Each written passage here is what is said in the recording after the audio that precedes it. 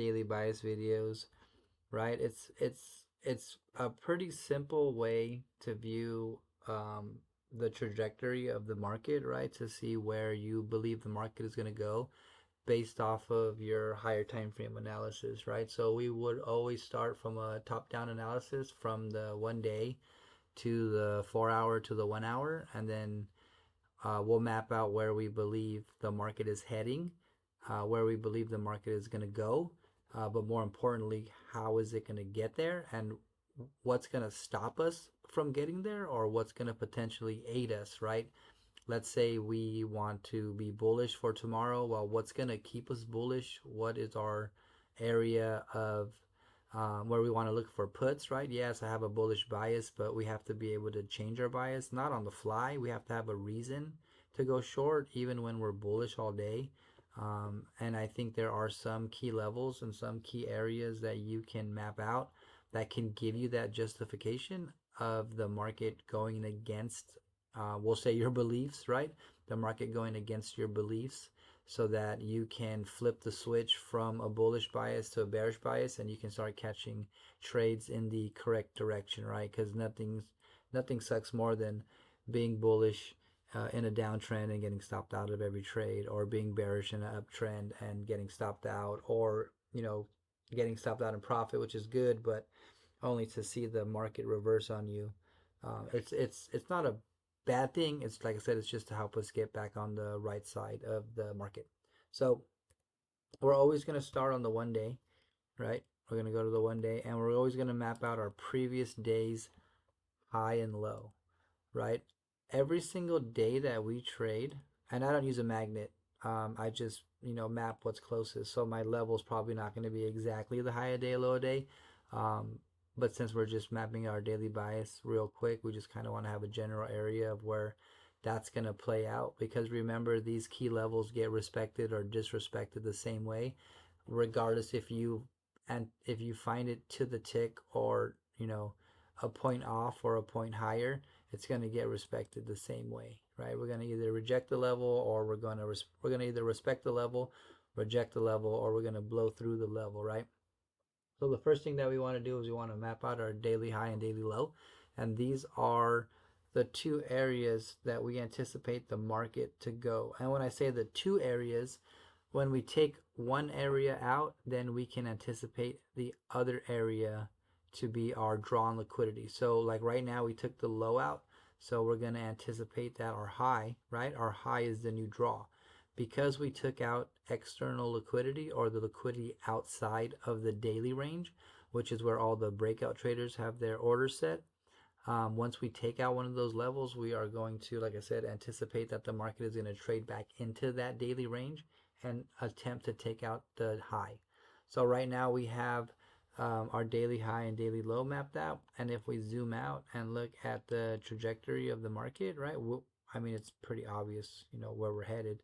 Everybody knows what we've been doing, right? Crazy, crazy downtrend. Um, so we can see here that we have an attempt to shift structure, right? As we dropped lower and came back up higher, right? And as we're coming back down lower, if we take these lows out, that's going to be what? A signal, or an indication that the market is going to continue its trajectory downward, or continue breaking lows, breaking structure to the downside, and continuing this sell off, right? Everybody said it's a massive sell off. Now, if we continue to break the highs, right? We broke this high, we broke this high, we broke this one, we tried to break this one. It looks like we kind of just like tapped it, and that's kind of like why we fell. But if we continue higher, if we're attempting to change the market, right, reverse, then we would anticipate what? Bullish price for tomorrow. If we're anticipating more shorts, then we would do what? We would look for more bearish price. Tomorrow there's news. So for me, tomorrow I'm expecting that our news is going to be bearish, and it's going to continue its trajectory downward because of everything that Trump has been signing and bringing to the table, right? We're in a Trump market, right? Everybody believed that we were going to be super bullish, but actually what Trump is doing is, I guess you could say, like, pissing a lot of people off, and it's making everybody liquidate their assets in the financial market and move to gold. I'm not sure if you guys follow gold, but everybody is putting their money in gold because they are very uncertain to where they believe the market is gonna go, right? Where the Nasdaq is gonna go, or the spider, right? The S&P 500. Nobody really knows what's gonna happen with Trump being in the presidency, but everybody thinks it's gonna be bad, so they're pulling all their money out, and I think that's contributing to these what you call a dead cat bounce, right? Where it bounces, but then it just continues lower. So I think we're still headed for lows. My initial target, if you guys remember a long time ago when we did the daily bias, was this Trump ballot recording low, right? Here is where they um, put Trump as the winner of all the states, right? And then we just kind of just ramped. After that, they released Deep Seeker R1, and then tariffs, and then tariffs, and then tariffs got put on hold, and then tariffs came back, and then there was more news and more news. But as you can see, we're heading downwards, and I believe that tomorrow is only going to solidify more of a downtrend. So we want to look for what? For areas on the 4 hour, oops, for areas on the 4 hour or the 1 hour that are going to keep us bearish, right? We want to look for what's going to make us stay giving lower price. So we'll go to the 4 hour now, and we're going to look for areas of interest. And the biggest one is, if you guys trade ICT, is your 4 hour fair value gap. So if we look here, we can see that we actually have a pretty decent sized 4 hour fair value gap. I'm just changing the color of this one. It looks really weird. We have a pretty decent 4 hour fair value gap here, and you can see how when we came up for the daily high, when we created the daily high, excuse me, we traded up into the fair value gap, respected the 50% of the fair value gap, and then traded lower, right? Then we attempted again to go higher, only to fail and create these set of lower lows. Now, for me, if I'm looking to go short or stay short, I don't want to see us pass this high, or more importantly, I don't want to see us tap into this fair value gap anymore. So, what do we have going for us on the 4 hour time frame so that it can remain bearish, right? Which is the 4 hour. I just don't want us to break this specific level. More importantly, the daily high, right? If we break 2148 with news, right? If news pumps us up and breaks that, then I'm going to want to see us take out the daily high. This is the area where I would flip to bullish, right? Where we could do something like this. We can trend bullish overnight, and then the news will ramp us up to take out or fill this 4 hour fair value gap, where we'll drop lower and fail to come out of the 4 hour, right? Fail to trade back into the range of the 4 hour and then go lower. But we can actually see it turn the tide and fail to trade under the 4 and continue up higher, attacking this. So one of our scenarios for bullish price, right, is going to be break of 148.50. If we break 148.50, I want to see us break the 50% and then continue higher. That's one way we can see the market trade going into London, going into tomorrow. The next way is, obviously, we're already at the low of day. I would like to see us continue lower. More importantly, fill this 4 hour fair value gap that we're already trading in, right? We're already trading, let me erase this, into that 4 hour. So you can see how we're kind of sandwiched in between these two 4 hours. And it makes sense looking at how the market played out today, right? When we opened, right, we dropped lower, created a high, we dropped, tapped into the 4, rallied, tapped into the 4, dropped, tapped into the floor. So again, into the 4. So again, looking at these big 4 hours, sorry, my nose is itchy. Looking at these big 4 hour imbalances, where do we think, or where can we anticipate the market to go? We already took the low of the day out. So whenever we take a daily low or daily high, I'm sure you guys have seen before, we like to reverse the market. So that falls in line with what? With our bullish scenario. But more importantly, if we wanted to go bearish, I want to see us fill the 4 hour, fail to trade above the 50%. It's different than this one, right? This one, I want to see us trade and fail to trade out of the 4 hour range and trade higher. But for a bearish scenario, I need to see us trade under or fill the 4 hour and then come back and fail to fill the up to the 50% and continue our price lower. So going into tomorrow, those are my two scenarios. Hopefully I didn't ramble on too much, but those are my two scenarios. We come up, right?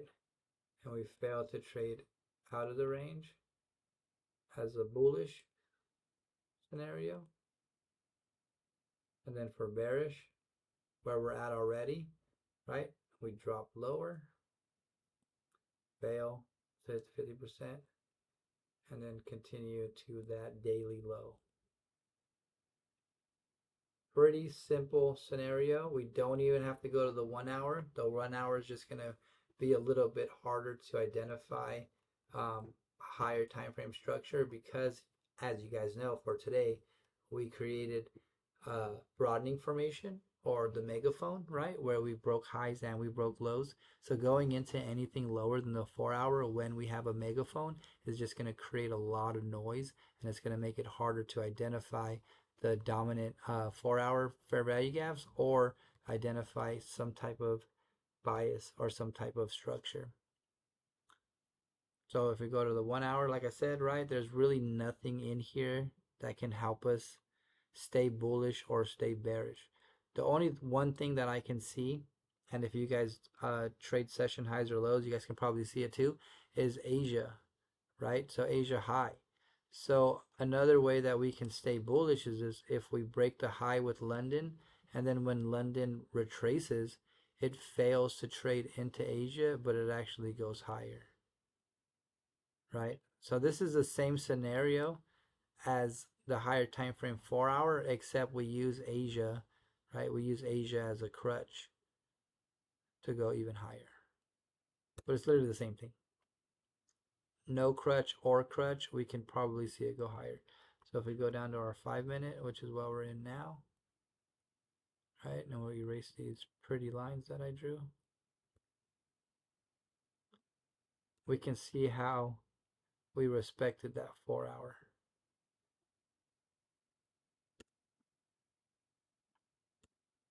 Right? So again,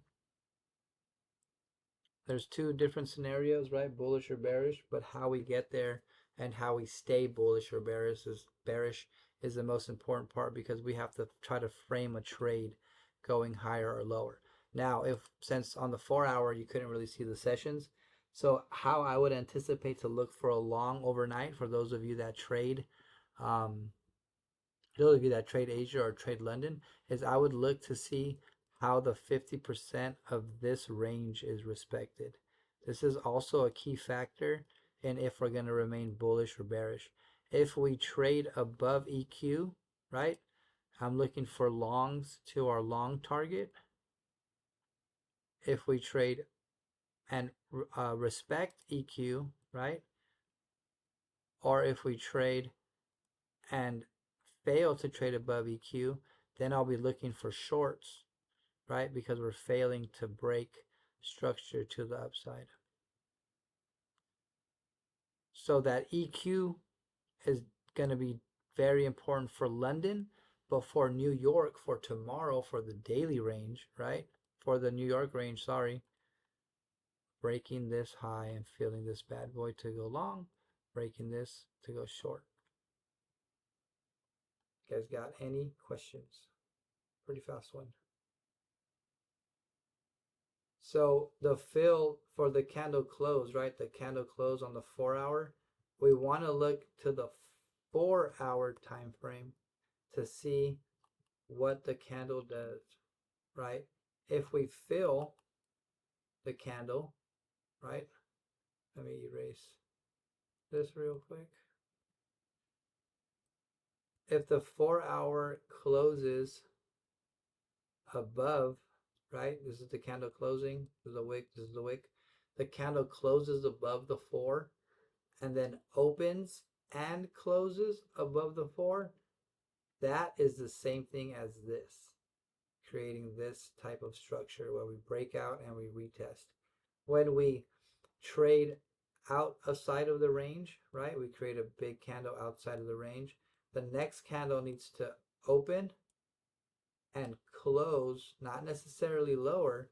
It just needs to open and close, not back in the range. That's the same as this.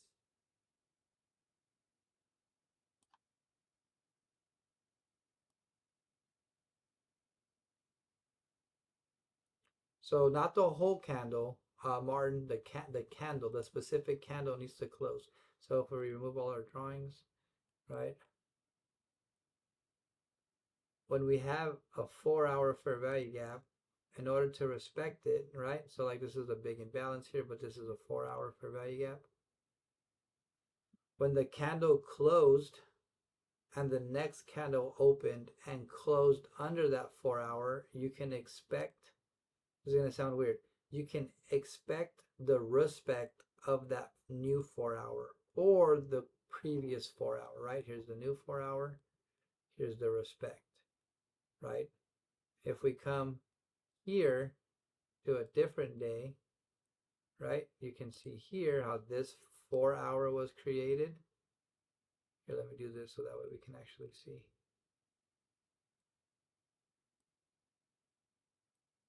Right, here's the 4 hour. Now this is where it gets a little jumbly, but the concept still stands, right? When we close our candle and open another one, you can see how we kept respecting the 4 hour, right? We kept respecting it and dropping. Now, when we closed above the 4 hour and we traded lower into this range here, you can see how this would have psyched you out. This would have tricked you. Why? Because we closed and we closed under it. Now again, this is the 4 hour. If we go drop down to the 5 minute or the 15, there's a viable trade everywhere here. If you would have anticipated the 4 hour candle to drop us all the way down to here, in some scenarios that would work, but we could have taken a trade off of here, right? Stopped out or not, it's still possible to trade this. But this is what I'm talking about. When we close, open and close underneath, we respect the 4. This is what I'm talking about, that it'll trick you right here. This is just a scenario where it doesn't work. Not every concept is 100% win rate, right? Not everything that we do in trading is 100%. Here is where you can avoid the short. Why?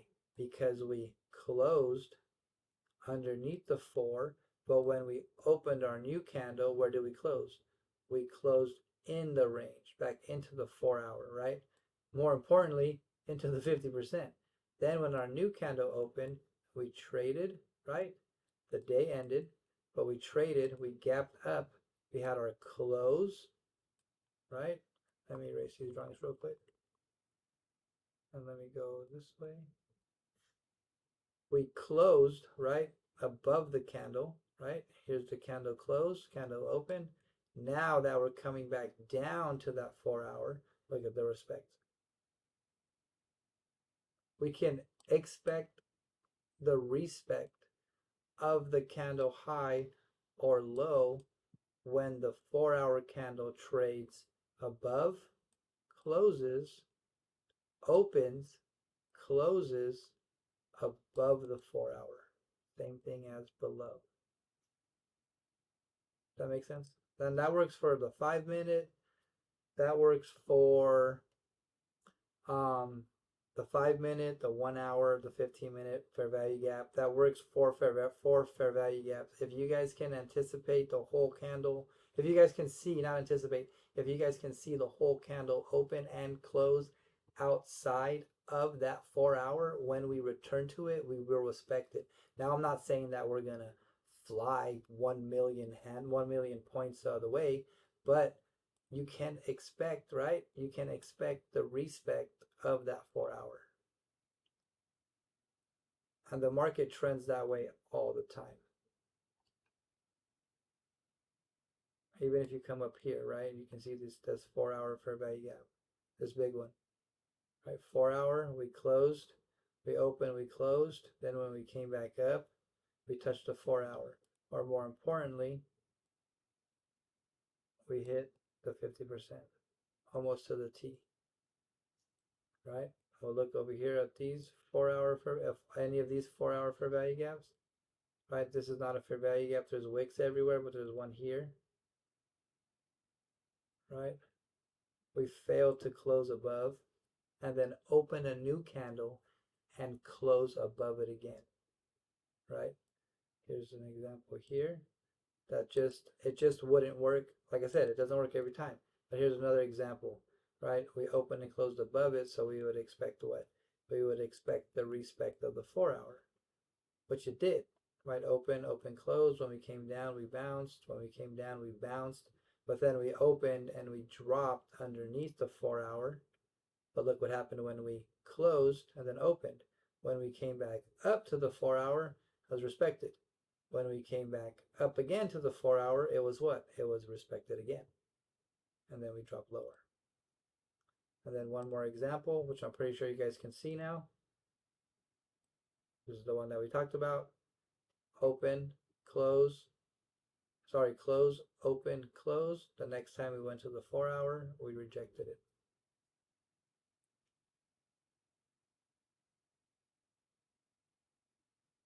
Oh man, Rapid's here. I gotta go. Rapid stinks, bro. He has no Adam's apple. Careful, Rapid has no Adam's apple. So hopefully that makes sense, right? And that helps you understand that 4 hour, I guess you could say sandwich. We're kind of in like a 4 hour sandwich right now, right? There's this 4 hour for value gap, and then this 4 hour here. Kind of explains the chop a little better, right? The broadening formation that we created today. We respected the highs and the lows of the 4 hour. But now as we're trading, right, like I said, we already took out a previous day low. Now that we're trading and trending lower, we have our two scenarios, which makes more sense to you guys now, right? I want to see us trade and fail and continue higher. What's going to let me know that the price is going to continue higher is how we close and open above the 4 hour, how we close and open below the 4 hour. That's going to help me remain bullish. If we do one of these where we close and then the next kind of open and closes in here, then I'm just going to go long. If the same thing happens here, if we close, right, then we open and our candle closes in the range, I'm just going to go short. Because I've seen it so many times. It plays out like that so many times.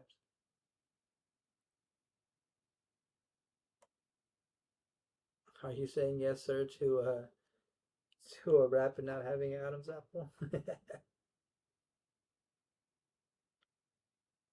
Cool. If you guys don't have any questions, I'm going to stop.